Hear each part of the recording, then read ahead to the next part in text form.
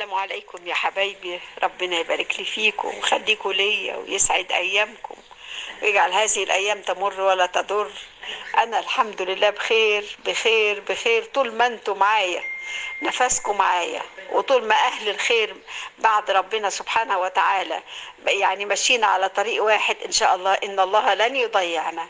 اللي بيطلع عليا هذه الشائعة ربنا يسامحه، انا مش هقول غير ربنا يسامحه، انا مش عارفة ليه بيعملوا كده.